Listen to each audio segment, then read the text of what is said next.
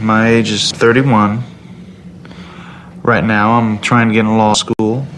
I don't think I'll ever want to totally close down my law practice because there's some things about that I enjoy and that can really help people. But I want to get into a totally different line of work. I want to help people with health and fitness and career direction and help people realize their full potential. I plan to start another business involving furniture and want to accomplish the photo reading whole mind system to get a wide prospect of what I can do to advance in that.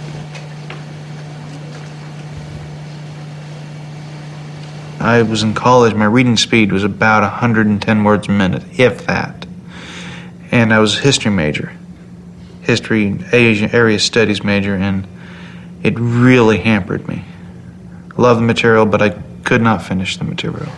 Of course, just trying to learn the kinds of things that I'm going to need to move into another business while at the same time I'm still practicing law because I still have to make a living means I have this tremendous time problem. One of the things we're going to do today is we are going to review the 5 steps of the whole mind reading system with you, and we will want you to do some participation in that. So we would like you to have a book that you want, one, to get really in depth and in detail on that book. I did the photo reading seminar, which was great. I loved it. It was a vacation for the mind.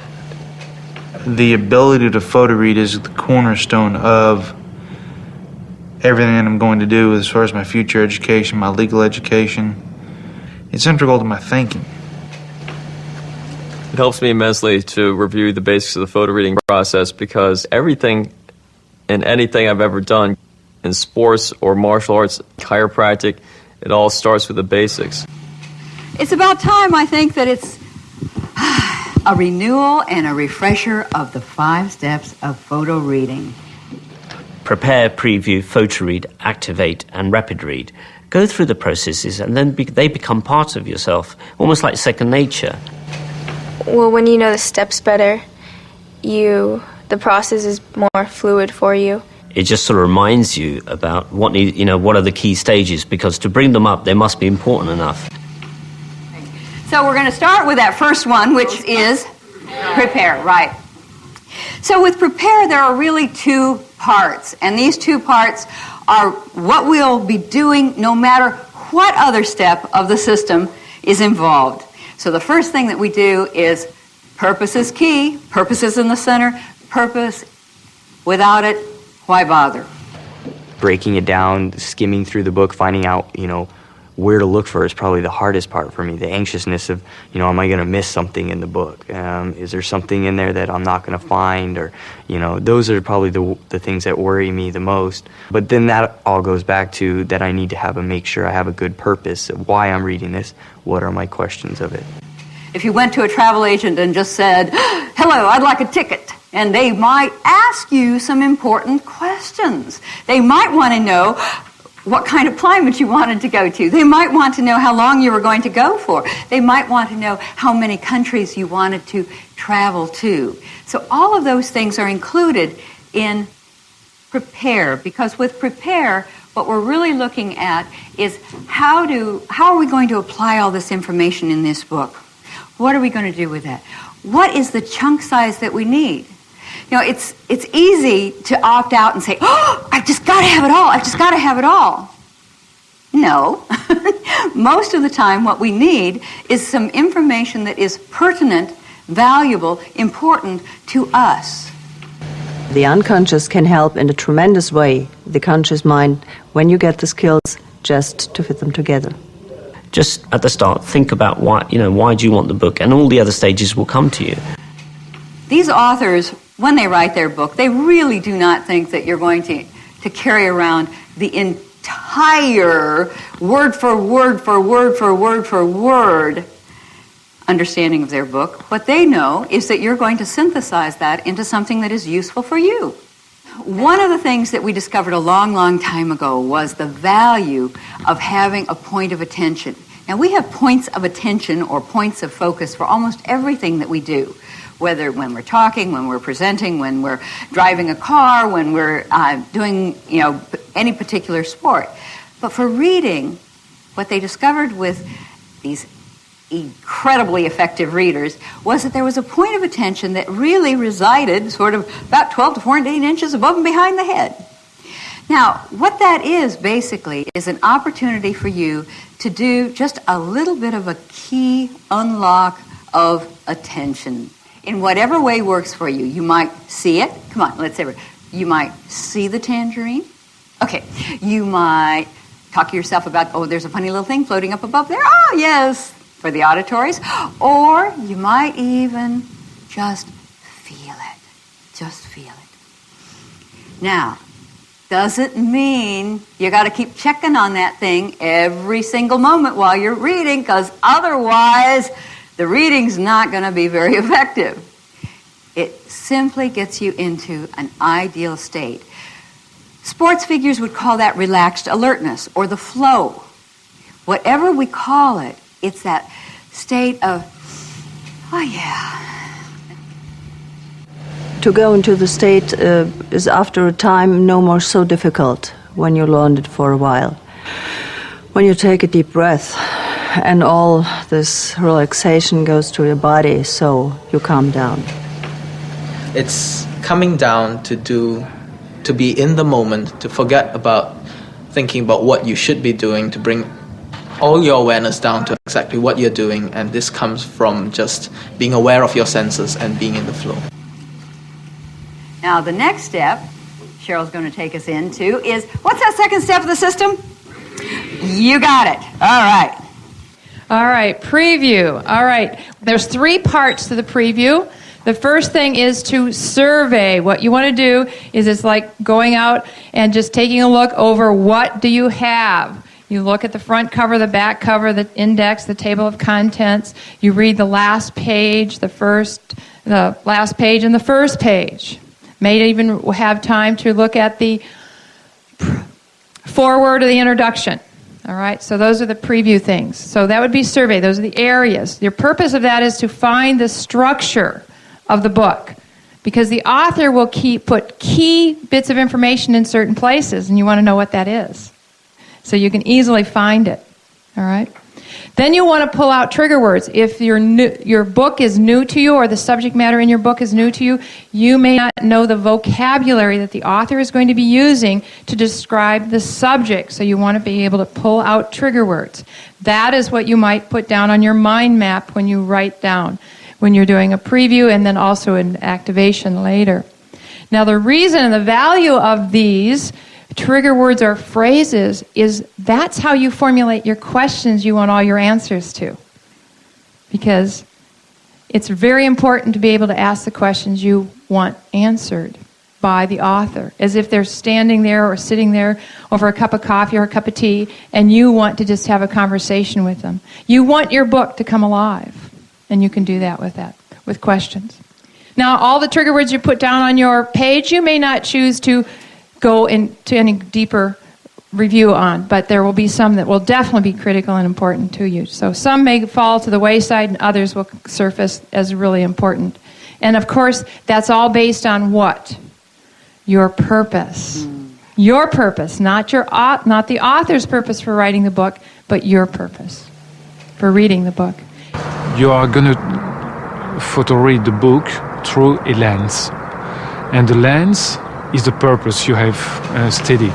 And then before you do anything else, you want to take a review, because at the time of the review, you can stop and decide what it is you've already discovered, check and see whether that information is going to be relevant and you believe the book is going to be relevant to your purpose, because then you get to decide what more you want from that book or not want from that book.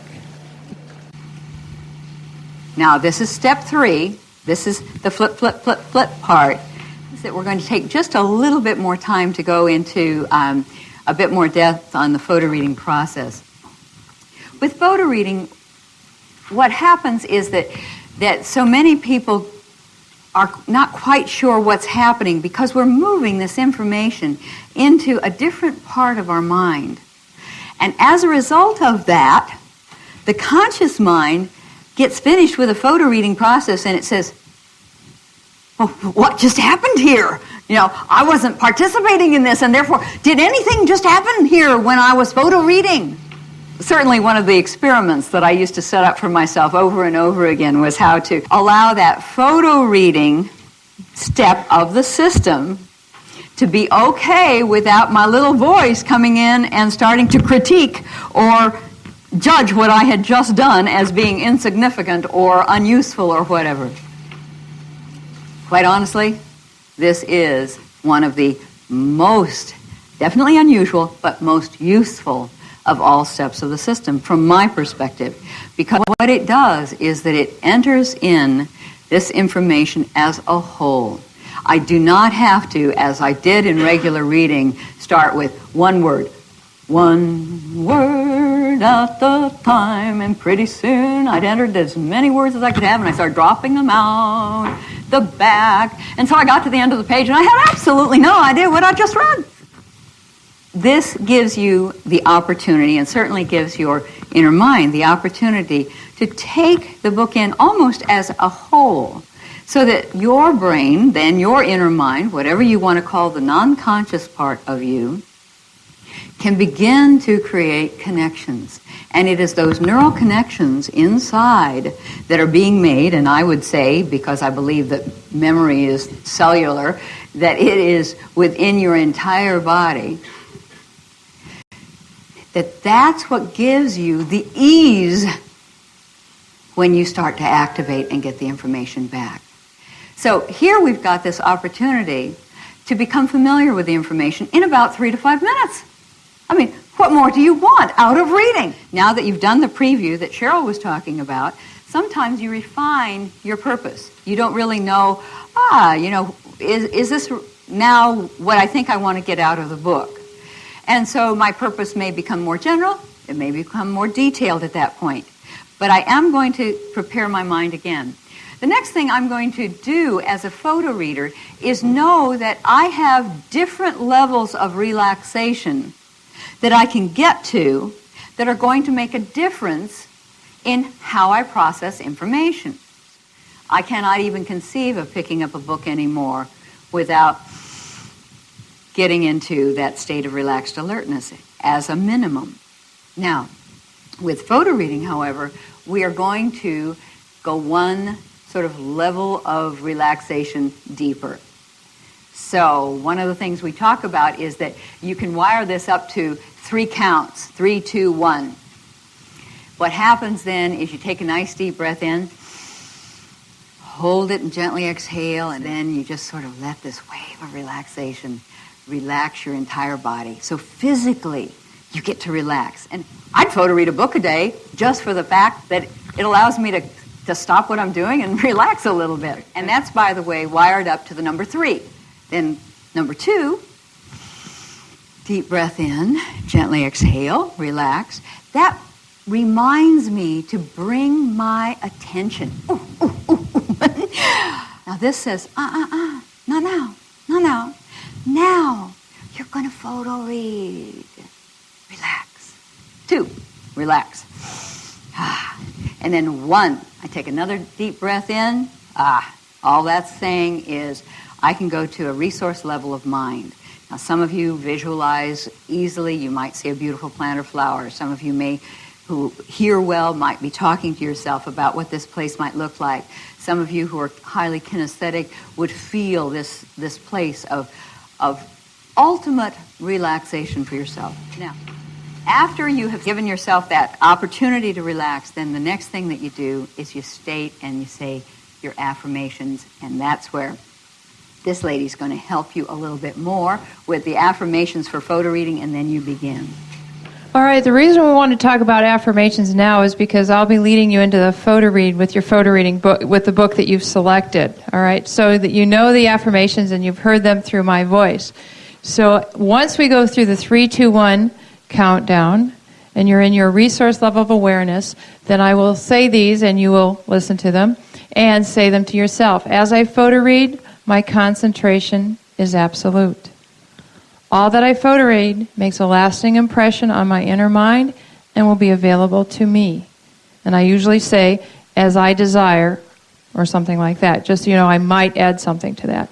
And I desire the information in this book, and you state the title and perhaps the author if that's important to you, for my purpose of, and then in your own words, you state your purpose. So those are the affirmations we'll be using. All right? That sounds good to me. All right. Photo focus. Yes, we just want to make sure we have the photo focus. Now, Lynette will have to demonstrate this again because with my holding the handheld microphone. We're going to shift this very soon. All right. She gets it. All right. So, we're going to look at both pages simultaneously. So, the way to do that, you look at all four corners, 1, 2, 3, 4, at the same time. All right? Not round and round, just... Yeah, so you're looking you're seeing them without looking at each corner individually. So you are just looking so you see all four corners. All right. And yes, the print will be out of focus. All right. And what else do we need to say? If you like to do this, you can actually pretend or you can imagine there is an imaginary X that connects the dots across the page. Now look for the white space as opposed to the print itself, because if you're looking at the white space, what is going into the inner mind? What is making the impression? It's a lot like a negative. All right. And that's it. Four corners, white space, looking simultaneously. Our eyes will be in a fixed position as opposed to sweeping the page down or left or right. So it's looking both pages simultaneously as if you're taking a picture. You just see the four corners, and if you just see the lines in between, then you're in the ideal state. And if you are familiar with the blip, you get this rather unusual third page right down the middle. It looks like a little blip of a page, and that's your photo focus. The main thing is, if we can see the four corners, the information is going to go directly into the inner mind. So the next thing is page turning. The easiest way to do it, not the only way, the easiest way is simply to do a quick flick with your book, to get a little air between the pages, okay? And then as you're going up, you push with one thumb, go up, grab at the top, pull toward you. You're going to find that you actually can turn pages faster doing it that way. Now, how fast do you go is the big question, of course. And what we typically start people with is a rate of about 25,000 words per minute. And that is corresponding to a page turn every 2 seconds, which is why we say a page per second. Okay. Every 2 seconds, it's a nice turn. Now, if you use your chant as a marker or a pacer, that will work very well for you. So you might want to do it, relax, relax. If you like musical intelligence and you like kinesthetic feel to the pages and you like the snapping of the pages, that'll all help you get into state and stay in state to maintain that steady state. And then, of course, in closing, you always affirm your mastery of the material, that you have that material in you and it is available to you. These are just, by the way, the affirmations that come at the very end of the photo reading experience as well. I acknowledge all feelings acquired from the photo reading of the book and allow my inner mind to process them. It's also, I'm curious in how many ways this information is going to support me. You can use a variety of those kinds of affirmations, but for me, what that does is that when that little voice is doing all the, what'd you just do there? What'd you just do? You just flipped those pages. Did you get anything out of that? What this does instead is that it locks the information. It's like pressing save after I've typed a whole bunch of data into the computer. And I really like things saved. So my affirmations are telling my mind what I want to accomplish. Because we also know that the first time we've all photo read is that we close the book and we go to that conscious part of our mind and we look for that information to be there. And it's not. So then we need to overcome that belief that it's not there, because of course it's not in the conscious mind, it's in the other than conscious or non-conscious mind, because that's what did the photo read. All right. So, are we ready to activate? Yes. Of course, because the fourth part of the system is all about activation. Because when we start this process, it's very important that we begin to pay attention to the minute little changes in our behavior, our results, what's happening with us, so that we can begin to experience some of the larger changes that also come into our lives as well. And so by noticing something, we say, I paid attention to this part, this gift that was given to me by my inner mind. And I say, yep, that really feels good, and I get to play with it and stay with it. What I think is important for me is that improving this ability to listen when my inner mind sort of tells me to stop and take a look at what I need to know. And I'm learning to pick up those signals. And sometimes I don't do that always in normal activation sessions. I just go through and I pick stuff as a combination of my logical and intuitive mind. I still do that, but I'd like to have more intuition in the process. Now, sometimes I do an experiment with photo reading, and nothing happens. And I get into this step called activation, and you'd think I'd never photo read the book. And at that point, it's time to own that experience that, wow, nothing did happen. Step back, say, so how am I going to do it in a different way next time? It's not about good, bad, or indifferent. It's about how am I going to do it a different way next time? Because experiments get to have different kinds of results. Sometimes your experiments really work. Sometimes your experiments really don't work. And that's simply the feedback that you get from those.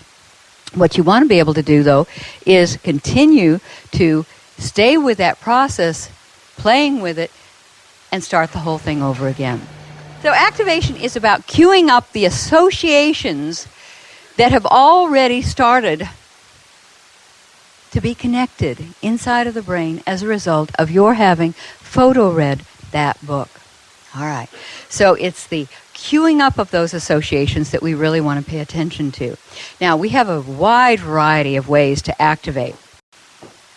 One of the things that we can do is post-view. Cheryl alluded to that earlier today, that when sometimes we do a very shortened preview, and then after we photo read, we go into something else that we call a post-view. Now, what that really means is that we're taking a look, again, more of a survey. We're going after pretty much the same things as in the preview. And we'll talk about that in just a moment. We also are going to do incubation, which you did during your break, so you've already got that one handled. That's wonderful. Mind probing. Cheryl's going to talk about mind probing. She's also going to talk about mind mapping. We're going to do these a little bit out of sequence, and then I'm going to handle super reading and dipping and also skittering.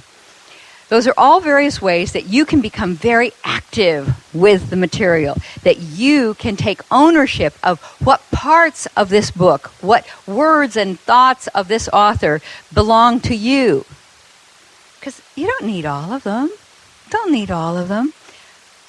But you want some of them. You want the ones that are important to your purpose. So again, we're right back to that central piece of purpose. How am I going to now get to a place where this is the next cut? This is the next purpose that I have to bring this information into, usefulness to me. Okay, so while I'm here, we're going to start, as I said, with this piece of previewing plus post-viewing. One of the things that Paul and Win Wenger then discussed and decided to incorporate in this class was, hey, maybe it's better to put the non-conscious information in first and then go to the preview. Because what happens is so many people do a preview, then they photo read. Then they think, oh, all that I know from this photo reading is what I got from the preview. Anybody ever thought that? Yeah. Okay. And so he says, if that's your trap, then you notice that. And you experiment with doing it in a couple of different ways. And one of the ways you might do it in a different way is to keep your preview so short that basically you're doing the front and back flaps, table of contents. You're saying, yeah, this is the book for me. I think I want this, this, and this maybe, or I've got a quick purpose of it. And then I photo read. I put it all into my non-conscious mind, start those connections happening. Then what I do is, the next piece is that I come right after that and I post view. And the nice thing about this is that for those of us who need immediate gratification, we have something to do right after photo reading, which is really quite handy. And so there what we're doing is we're allowing ourselves anywhere from 6 to 12 minutes, depending on the size of the book, the complexity, and so forth. And we begin to do a little more intensive preview, but because it's after photo reading, we call it post view. Okay, what happens at that point then is that we might be looking at the front and back cover. We might be going through picking out more trigger words. We might be looking at more of the bold print, more of the chapter headings. But more than that, what we typically find ourselves doing in post viewing is that we start looking at our trigger words or thinking about the kinds of questions that we want to handle later on in activation. And so with that as my setup, Cheryl's going to take us on into how do we set really good questions with mind probing. After post viewing, and before you do any other activation, the incubation is a critical piece. And we recommend taking up to 24 hours for incubation. And I'm sure you've all had this experience where you have been working on something that's complex and you're trying to get it all put together and you want to get it done, but you get to a point where you're stuck in it. And so the best thing to do is to get away from it. So that's incubation, getting away from it. So it fits really nicely after photo reading and after the post view. I think I found incubation really useful after I've given my inner mind an objective, a purpose to sort of tie everything together. When I like to post view almost immediately after I photo read, and that gives me an idea of what I want out of the book. Always previously with regular reading, I worried that if I waited 20 minutes or 30 minutes between finishing the chapter from when I started it, that I wouldn't remember what it was I read at the beginning, and the end wouldn't make any sense to me. But now incubation allows for that information to percolate sort of through my brain cells, and I know that it's going to be available to me when I come back to it at a later date. I've noticed that with the 24 hours of incubation, my mind seems to work better. It's almost as if it gels together. After previewing or post-viewing, you will have a list of trigger words or a mind map with trigger words scattered around it. And that's where you get your mind-probing questions. When I first took photo reading, as we found out long time ago, we really only used super reading and dipping. And what we found out was that, sometimes it's just what is really important. So as I go down, it's almost as though I can say, not this, not this, not this, not this. Aha, it's this that's important. I was pretty surprised how easy it was to learn to super read and dip. It's amazing how you can kind of glide over the words and your mind will just stop when you see that word that you need. Paul's metaphor originally for super reading and dipping was out of Superman flying over the planet, finding trouble in River City, swooping down, fixing the trouble, not deciding to set up long-term housing projects at that point, but getting up and flying on. That's a great metaphor. And in different countries that I've been in, we've had everything from pelicans looking for the fish delight of the day, going down and getting it, to snorkelers, to being in the supermarket and knowing that you don't have to look through every single head of lettuce if all you came in for was a can of soup. So lots of different ways of approaching this, but all of them, it's how do I get to the essence? How do I get to those points, those particular answers to the questions that I have asked, in other words, those mind probes that I have put in place, are going to be leading me to my answers. The better my questions, the better my activation, every single time. I really was shocked that once you start to force your mind to photo read, just kind of push it over the edge, how much easier it is to read just at twice the regular reading speed that you read before, and still get just as much out of it. Now, there are certain times when you really need more detail. You're not going after essence. You're not going after just the answers to one or two or three questions. Instead, you have to have a more uniform level of detail. And it may be, as Cheryl was alluding to earlier, that you're taking a test on a particular chapter in a book. Or it may be that you're reading something that is a protocol. And I used to teach a lot of nuclear power plants. Very important for those people not to miss a step. I really don't want the people that are handling any of the nuclear power in this country to miss a step. So, sometimes the level of detail is more important than at other times. So what we have to offer, and again, Dr. Bennett and I will be talking about the various forms of activation later on this week, but one of the most important things is how we can go about skittering to take in a more comprehensive understanding of a particular chapter, a particular section, or an entire book if we choose to do so. If this is a paragraph, nice long paragraph, what we would do is we would rhythmically peruse. That's moving along the top of the sentence, like that. And then we would, feeling like we have that topic sentence, that first sentence, we would go through and pick up a word, 2 words, 3 words, randomly through the rest of the paragraph.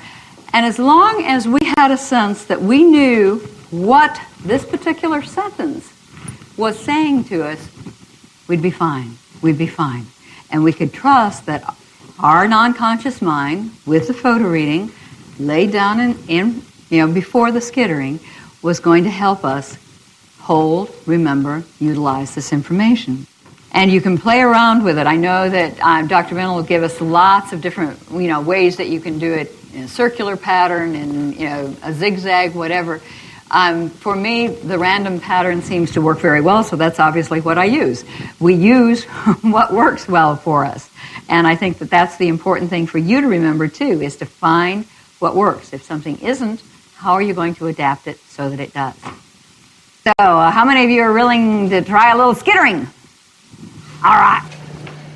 Now, what I wanted to wrap up for Lynette is we did those two together so that we have a contrast between what super reading and dipping is and skittering. So you see that there's 2 ways to do that. And of course, you all know as far as being photo readers is that you want a whole flexible range of reading speeds, from rhythmic perusal, which we already talked about, which we akin to regular reading or similar to regular reading, only more fluid. And then we've got our super reading and dipping, and then we have skittering if we need more detail.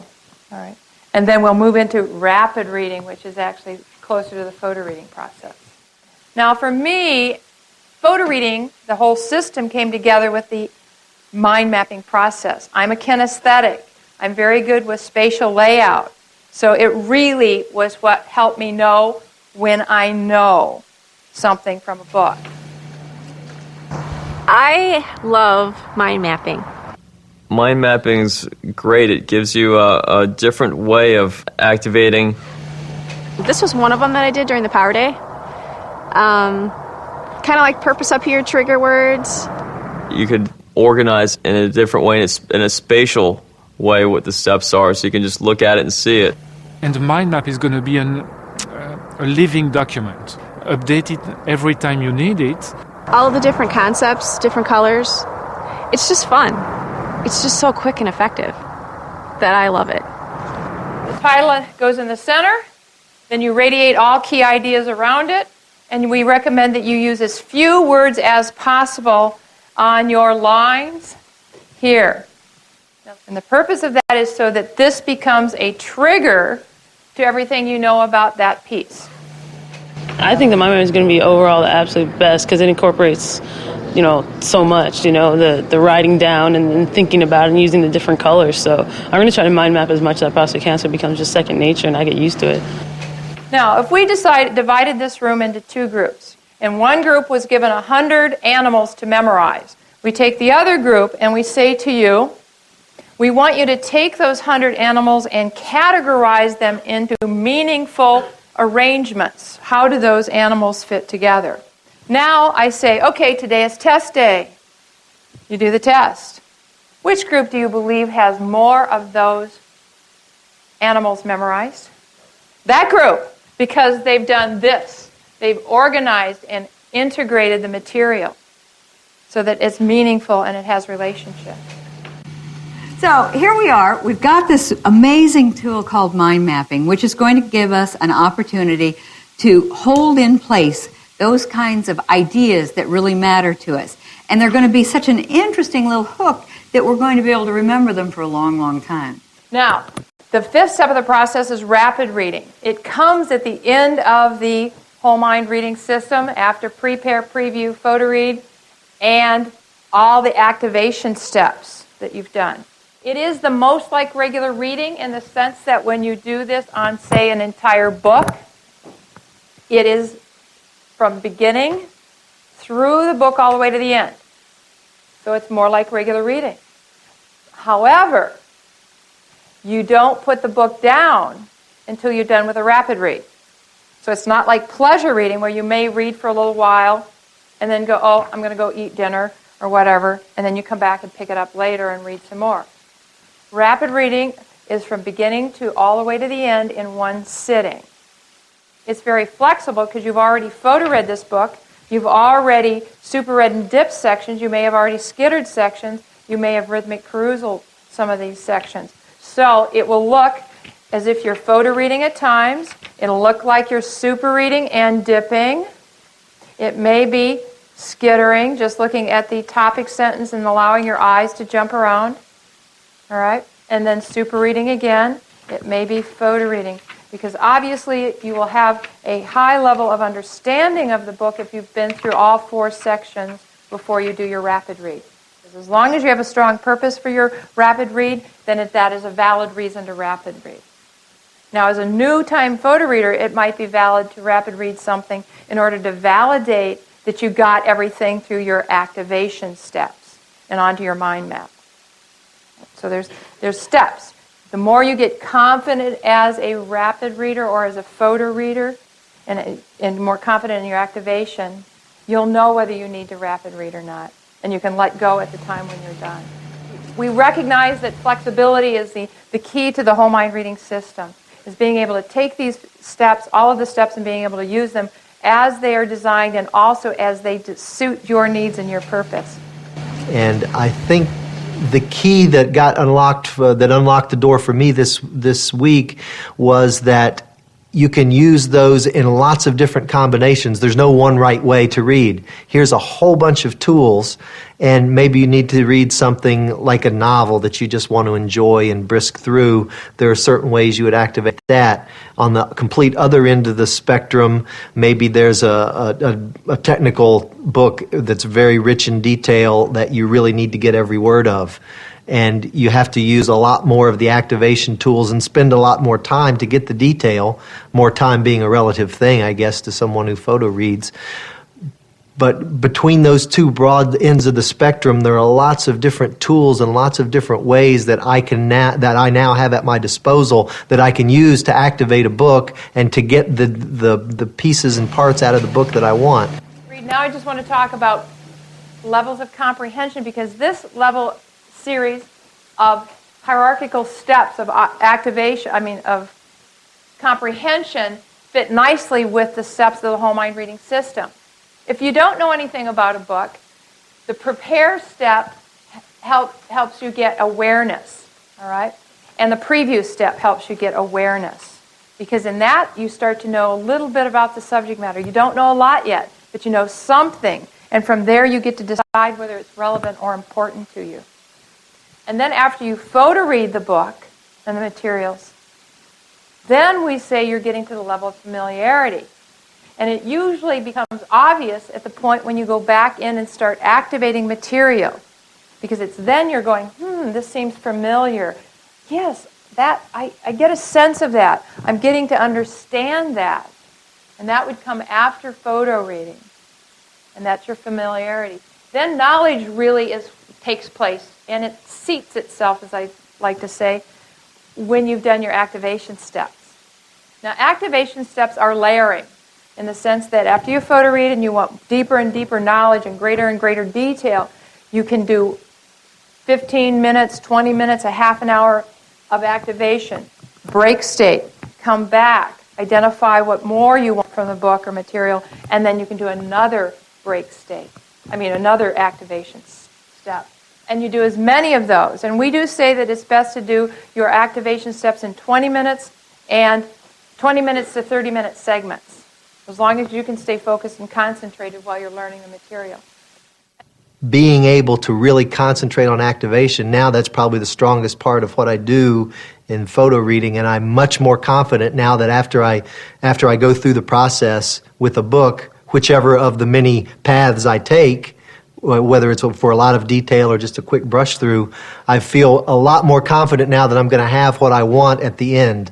And that's something I didn't have before. Before, it was almost like, discovery. Am I going to get something out of it this time or not? And now I feel like, hey, this is the thing that I can do every time and get really substantial material out of the book at the level that I'm looking for. And then you develop the level of high expertise with the information. And expertise is application, being able to know that you can take that material that you are learning and apply it in the way that you choose to apply it. And that's what expertise is. And rapid reading can be the fine-tuning of the application process, so that you know you can go out and do it. So awareness is the first level of comprehension. Familiarity is the next. Knowledge is the third one, which is when you pick it up in activation. And then expertise is the application, and that would be rapid reading.